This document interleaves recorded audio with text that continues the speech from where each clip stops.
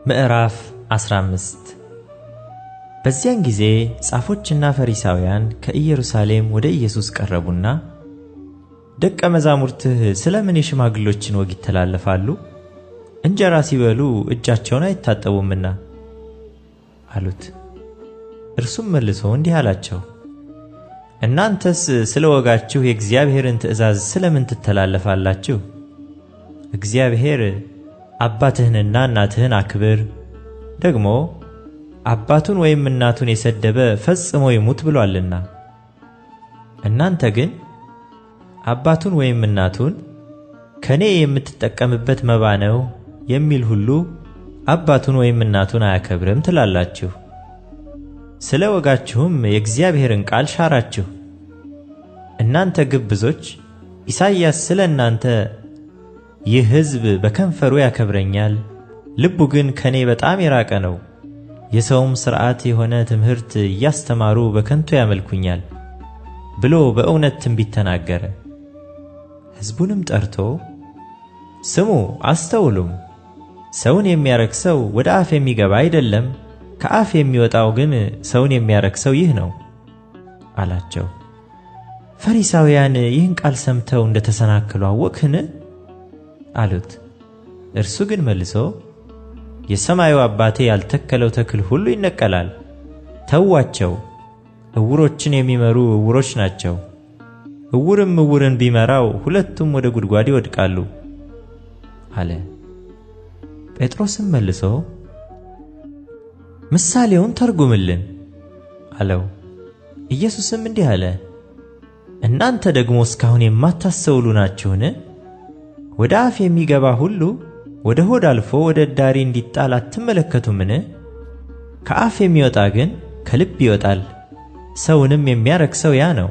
ከልብ ክፉ ሐሳብ፣ መግደል፣ ምንዝርነት፣ ዝሙት፣ መስረቅ፣ በውሸት መመስከር፣ ስድብ ይወጣልና። ሰውን የሚያረክሰው ይህ ነው እንጂ ባልታጠበ እጅ መብላትስ ሰውን አያረክሰውም። ኢየሱስም ከዚያ ወጥቶ ወደ ጢሮስና ወደ ሲዶና አገር ሄደ።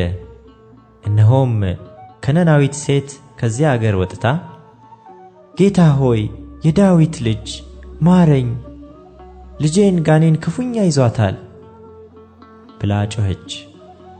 እርሱ ግን አንዳች አልመለሰላትም። ደቀ መዛሙርቱም ቀርበው በኋላችን ትጮኻለችና አሰናብታት እያሉ ለመኑት። እርሱም መልሶ ከእስራኤል ቤት ለጠፉት በጎች በቀር አልተላክሁም አለ። እርሷ ግን መጥታ ጌታ ሆይ እርዳኝ እያለች ሰገደችለት። እርሱ ግን መልሶ የልጆችን እንጀራ ይዞ ለቡችሎች መጣል አይገባም አለ። እርሷም አሁን ጌታ ሆይ ቡችሎችም እኮ ከጌቶቻቸው ማዕድ የወደቀውን ፍርፋሪ ይበላሉ አለች። በዚያን ጊዜ ኢየሱስ መልሶ አንቺ ሴት እምነትሽ ታላቅ ነው፣ እንደ ወደድሽ ይሁንልሽ አላት። ልጇም ከዚያች ሰዓት ጀምሮ ዳነች። ኢየሱስም ከዚያ አልፎ ወደ ገሊላ ባሕር አጠገብ መጣ። ወደ ተራራም ወጥቶ በዚያ ተቀመጠ።